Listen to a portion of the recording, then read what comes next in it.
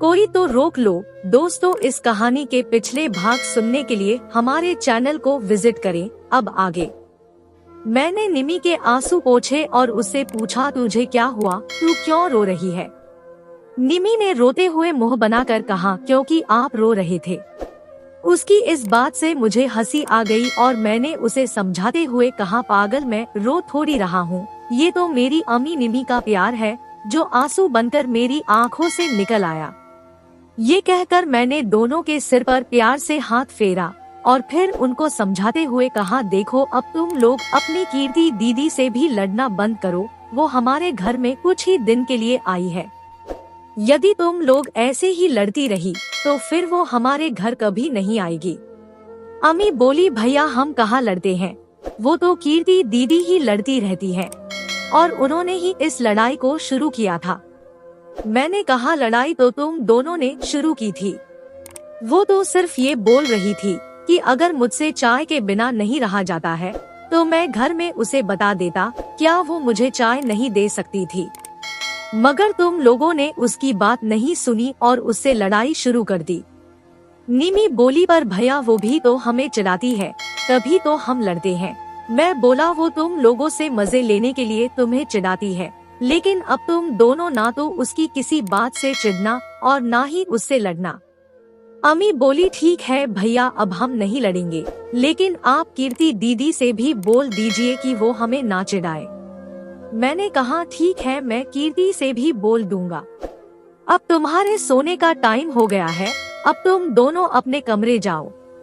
दोनों उठने को हुई तभी निमी को कुछ याद आया तो उसने मुझसे कहा, पता है भैया, आज पापा कीर्ति दीदी के बर्थडे के लिए बहुत सारे गिफ्ट लाए हैं। मैंने कहा, अच्छा, क्या गिफ्ट लाए हैं? निमी बोली, ये तो नहीं मालूम क्योंकि पापा ने उन्हें अभी खोलने को मना किया है।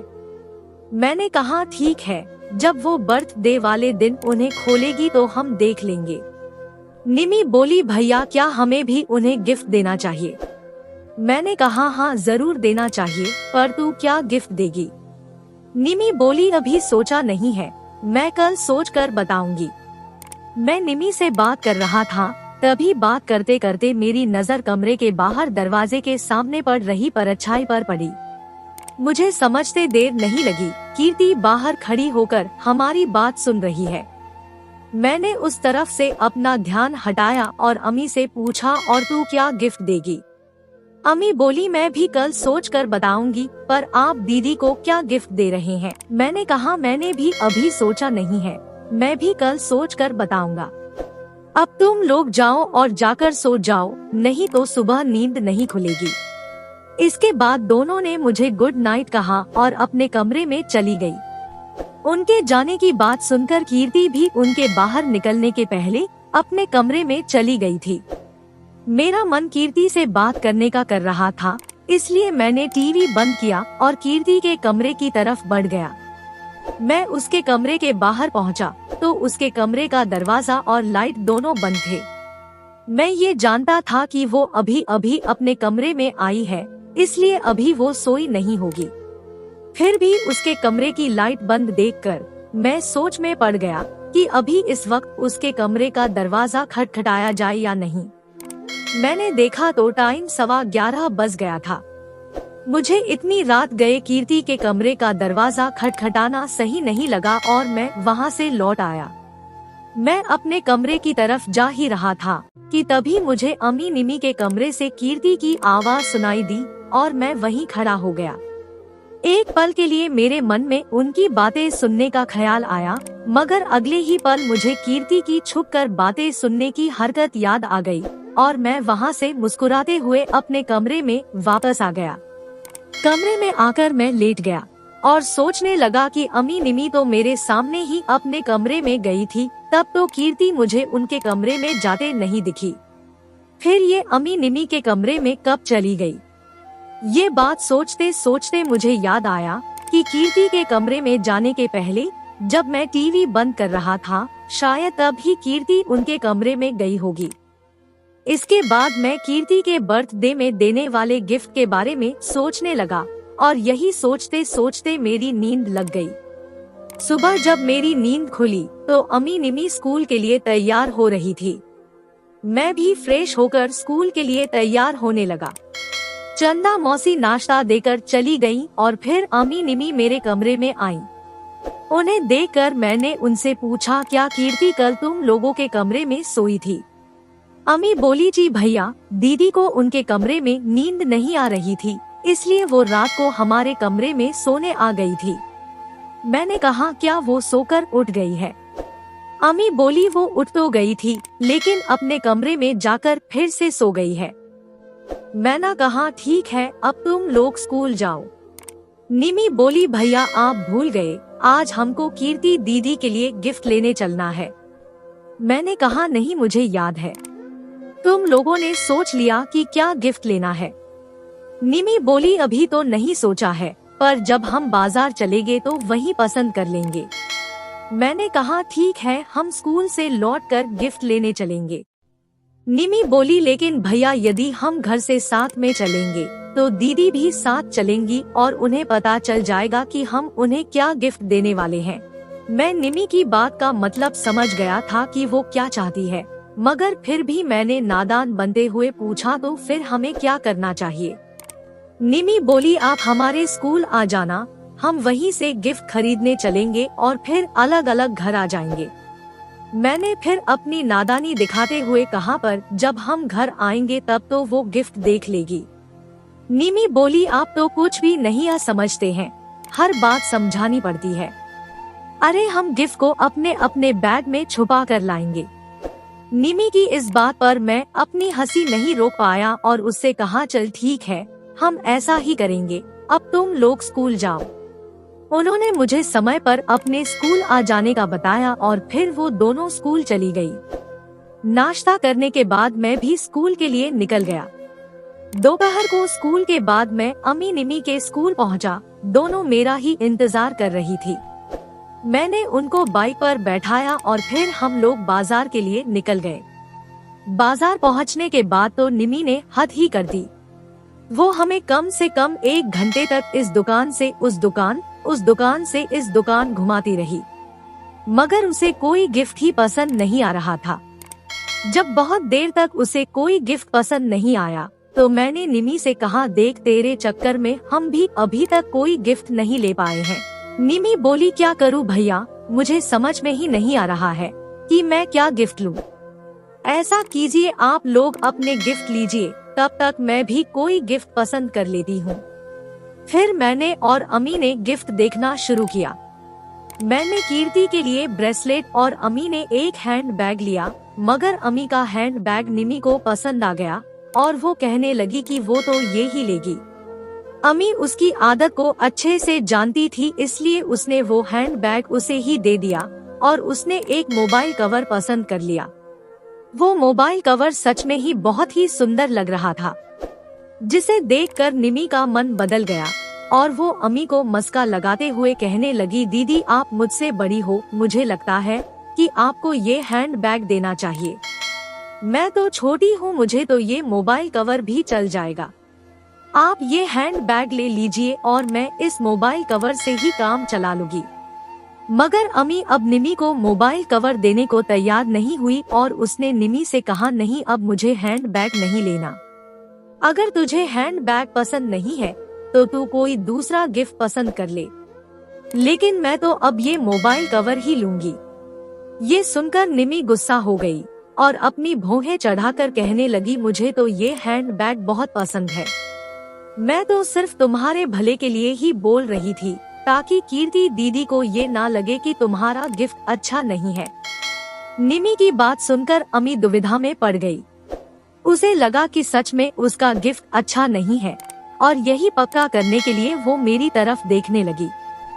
मैं उसके इस तरह देखने का मतलब समझ गया और मैंने उससे मुस्कुराते हुए कहा, ये निमी तुमको बुद्धू बना रही है। ये मोबाइल कवर बहुत ज्यादा सुंदर है, इसलिए ये तुमको बहका कर मोबाइल कवर लेना चाहती है, लेकिन ये हैंडबैग भी बहुत अच्छा है। तुम ऐसा करो, ये हैंडबैग तुम ले लो और निमी को ये मोबाइल कवर दे दो। मेरी बात मानकर अम्मी ने मोबाइल कवर निमी को दे दिया और हैंडबैग खुद ले लिया। गिफ्ट लेने के बाद हम लोग घर आ गए। घर आकर मैंने उनको घर के बाहर ही छोड़ दिया और उनके अंदर जाने के थोड़ी देर बाद मैं भी अंदर आ गया। अंदर पहुंचकर मैंने देखा कि अम्मी निमी कीर्ति के साथ बैठी बातें कर रही थी। मुझे ये देखकर बहुत खुशी हुई। मैं मुस्कुराते हुए अपने कमरे में आ गया। कुछ देर बाद मैं मुंह हाथ धोकर नीचे आ गया। तब तक छोटी माँ ने खाना लगा दिया था। सब लोग खाना खाने बैठ गए और आपस में बातें करने लगे। कीर्ति सबसे बात कर रही थी, मगर मुझसे कोई बात नहीं कर रही थी। मैं चुपचाप खाना खाता रहा और उन सब की बातें सुनता रहा। मैं उसकी इस नाराजगी की वजह जानता था, लेकिन अब वो मुझे बात करने का कोई मौका ही नहीं दे रही थी। फिर भला मैं उसकी नाराजगी को कैसे दूर करता। कीर्ति के मुझसे बात ना करने की वजह से मुझे उसके पास होते हुए भी दूरी का एहसास हो रहा था और मुझे ये सब बहुत ज्यादा अखर रहा था। अब मुझे मन ही मन कीर्ति पर गुस्सा भी आ रहा था, इसलिए मैंने कुछ देर बाहर घूम आने का सोचा। खाना खाने के बाद मैं अपने कमरे में आकर तैयार हुआ और फिर नीचे आकर छोटी माँ से कहा, छोटी माँ मैं बाहर जा रहा हूँ, शाम तक वापस आऊंगा। मेरी बात सुनकर कीर्ति मुझे देखने लगी। वहीं छोटी माँ ने मुझसे कहा, बेटा कीर्ति घर में है और तू बाहर जा रहा है, कम से कम जब तक वो घर में है तब तक तो बाहर मत जा। मैंने कहा, छोटी माँ बहुत दिन से मेहुल से नहीं मिला हूँ। वो आज स्कूल भी नहीं आया था, इसलिए उसका पता करने उसके घर जा रहा हूँ। कीर्ति तो वैसे भी सारे समय आप और अम्मी निमी के साथ रहती है, मेरा होना ना होना उसके लिए एक बराबर है। मेरी बात सुनकर शायद कीर्ति को गुस्सा आ रहा था। उसने बुरा सा मुंह बनाते हुए छोटी माँ से कहा, जाने दो ना मौसी, मैं अपनी वजह से किसी को परेशान करना नहीं चाहती। छोटी माँ बोली, अरे तुम दोनों ये कैसी बातें कर रहे हो, तुम भी अम्मी निमी की तरह झगड़ा करने लगे। अपना नाम सुनकर अम्मी निमी को हंसी आ गई और अम्मी कहने लगी, मम्मी भैया को जाने दो, दीदी का ख्याल रखने को हम दोनों हैं ना। अम्मी की बात सुनकर छोटी माँ ने उसे फटकार लगाते हुए कहा, चुप कर शैतान, खुद तो उससे लड़ती रहती है और अब उसका ख्याल रखने की बात कर रही है। छोटी माँ की इस बात के जवाब में कीर्ति ने भी अम्मी की बात की तरफदारी करते हुए कहा, मौसी अम्मी ठीक ही तो कह रही है, आप पुन्नू को जाने दीजिए, मेरे साथ अम्मी निमी तो है। कीर्ति की बात सुनने के बाद छोटी माँ ने मुझे जाने की इजाजत देते हुए कहा, ठीक है बेटा तू जा, मगर शाम को जल्दी घर आ जाना। मैंने कहा, ठीक है छोटी माँ। इतना कहकर मैं बाहर आ गया। मैंने अपनी बाइक उठाई और मेहुल के घर चला गया। मेहुल के घर पहुंचकर मैंने बेल बजाई तो आंटी ने दरवाजा खोला। मुझे देखकर आंटी के चेहरे पर मुस्कुराहट आ गई। मैंने अंदर आकर सोफे पर बैठते हुए आंटी से पूछा, आंटी मेहुल कहाँ है और आज वो स्कूल क्यों नहीं आया। आंटी ने मेरे सामने वाले सोफे पर बैठते हुए कहा, वो तो अपने मामा के घर गया है, क्या उसने तुझे कॉल नहीं किया। मैंने कहा, नहीं आंटी, मैंने उसे कॉल भी लगाया तो उसका मोबाइल बंद बता रहा था। आंटी बोली, कोई बात नहीं, रात को उसका फोन आएगा तो मैं उसे बोल दूंगी, तू बैठ, मैं अभी तेरे खाने के लिए कुछ लाती हूँ। मैं बोला, नहीं आंटी, मैं अभी अभी घर से खाना खाकर आ रहा हूँ, अब मैं चलूँगा। आंटी ने कहा, जब से तेरी छोटी माँ से तेरी बनने लगी है तब से तो तू अपनी आंटी को भूलता ही जा रहा है और अब तो तुझे अपनी आंटी के हाथ का खाना भी अच्छा नहीं लगता। आंटी की बात सुनकर मैं सोफे से उठा और आंटी के पास आकर नीचे ही घुटनों के बल बैठ गया। मैंने उनके हाथों को अपने हाथों में थामा और उनसे कहा, आंटी आप ये कैसी बातें कर रही हैं? मैंने कभी आपको अपनी माँ से कम नहीं समझा। मेरी माँ के बाद यदि मुझे आपका ये प्यार नहीं मिला होता तो मेरे संबंध ना तो छोटी माँ से इतने अच्छे होते और ना ही अम्मी निमी का प्यार मुझे मिल रहा होता। मैं जब कभी भी अपनी जन्म देने वाली माँ को याद करता हूँ तो मेरे सामने आपका ममता भरा चेहरा आ जाता है और आप कह रही हो मैं आपको भूल गया हूँ। ये कहते कहते मेरी आँखों में आंसू आ गए और मैंने अपना मुंह उनकी गोद में छिपा लिया। आंटी को भी शायद इस बात का एहसास नहीं था कि उनकी इस बात का मुझ पर इतना गहरा असर पड़ेगा कि मेरी आंखें भीग जाएंगी। उन्होंने प्यार से मेरे सिर पर अपना हाथ फेरते हुए अपनी साड़ी के आंचल से मेरे आंसू पोंछे और मुझे समझाते हुए कहा, अरे बेटा मैं तो मजाक कर रही थी, मुझे नहीं मालूम था कि मेरा पुन्नू अभी भी छोटा सा बच्चा ही है जो मेरे इतने से मजाक से रो देगा। मैंने कहा, नहीं आंटी, अब मैं बच्चा नहीं हूँ, अब मैं सब समझता हूँ। मगर जब आपने ये बोला कि मैं आपको भूल गया, तब मुझे ना जाने क्यों ऐसा लगा कि आपने मुझे अपने से दूर कर दिया और मेरी आंखों में अपने आप आंसू आ गए। आंटी बोली, एक माँ अपने बच्चों को कभी खुद से दूर नहीं करती, फिर तू तो मेरा सबसे प्यारा बेटा है, मैं भला तुझे अपने से दूर कैसे कर सकती हूँ। लेकिन अब ये सब बातें छोड़ और ये बता कि अब तुझे भूख लगी है या नहीं। मैंने कहा, आपके हाथ से कुछ खाने के लिए मुझे किसी भूख की जरूरत नहीं है, लेकिन आज आपको अपने हाथों से खिलाना पड़ेगा क्योंकि आज आपने मुझे रुलाया है। आंटी बोली, ठीक है तू बैठ, मैं अभी तेरे मनपसंद आलू के पराठे बनाती हूँ। ये कहकर आंटी किचन में चली गई और मैं टीवी चालू करके टीवी देखने लगा। मैं अभी टीवी देख ही रहा था कि तभी डोर बेल बजी। आंटी किचन से ही आवाज लगाकर बोली, पुन्नू बेटा जरा देखना कि कौन आया है। मैंने कहा, जी आंटी। ये बोलकर मैं दरवाजा खोलने चला गया। दरवाजा खोलते ही मैं एक पल को तो दंग ही रह गया। मेरे सामने दो लड़कियां खड़ी थी और मैं दोनों को ही जानता था। इससे पहले कि मैं कुछ भी बोल पाता, अंदर से आंटी ने आवाज लगाकर पूछा, पुन्नू बेटा कौन आया है। आंटी की आवाज सुनकर आने वाली लड़की बोली, आंटी मैं हूँ नितिका। आंटी ने कहा, बेटी तुम बैठो, मैं अभी आती हूँ। ये सुनकर वो दोनों मेरे सामने के सोफे पर बैठ गई। मुझे खामोश देख नितिका बोली, शायद आपने मुझे पहचाना नहीं। मैंने बोला, मैंने आपको पहचान तो लिया था, लेकिन आपके साथ इनको देखकर थोड़ा ताज्जुब हुआ, इसलिए कुछ बोल नहीं पाया। मेरी बात से नितिका को हैरत हुई। उसने मुझसे पूछा, आप शिल्पा को जानते हैं। मैंने कहा, हाँ जानता हूँ, ये मेरे ही स्कूल में पढ़ती है, पर शायद ये मुझे नहीं पहचानती। शिल्पा जो अभी तक चुप थी, मेरी बात सुनने के बाद बोली, मैं भी आपको पहचानती हूँ, मगर कभी स्कूल में आपसे कोई बात नहीं हुई, इसलिए आपसे कुछ कहने में झिझक हो रही थी।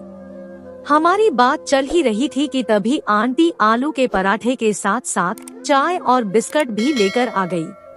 उनने चाय बिस्कुट नितिका लोगों को देते हुए उनसे कहा, बेटी तुम लोग पराठे खाओगी। नितिका बोली, नहीं आंटी, हम लोग खाना खाकर आ रहे हैं, हमारा केबल नहीं चल रहा है और मेरा मनपसंद सीरियल आ रहा है, इसलिए हम यहाँ देखने आ गए। आंटी बोली, अच्छा किया तुमने, क्या ये तुम्हारी सहेली है। नितिका बोली, जी आंटी, ये मेरी सहेली नितिका है, ये मुझसे मिलने आई थी तो मैं इसे भी अपने साथ ही यहाँ ले आई। आंटी ने कहा, तुमने अच्छा किया, अरे तुम लोग ये चाय बिस्कुट तो लो। नितिका बोली, आंटी ये चाय तो आप इनके लिए लाई थी ना। आंटी ने कहा, नहीं, ये तुम दोनों के लिए ही है, पुन्नू तो आलू के पराठे खाएगा। क्या तुम पुन्नू को जानती हो। नितिका बोली, जी आंटी, मैं कल ही इनसे अपने स्कूल में मिली थी। आंटी ने मेरी तरफ घूर कर देखा और पूछा। आंटी बोली, क्यों रे, कल तू तो अपनी मौसी के यहाँ था, फिर इनके स्कूल कैसे पहुँच गया। आंटी की बात सुनकर मैं सक पका गया।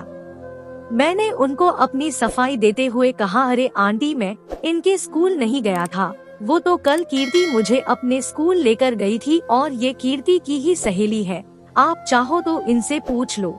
दोस्तों, इस कहानी का अगला भाग देखने के लिए चैनल को सब्सक्राइब करें और कमेंट करके हमें बताएं कि ये कहानी आपको कैसी लगी। कहानी सुनने के लिए आपका बहुत बहुत धन्यवाद।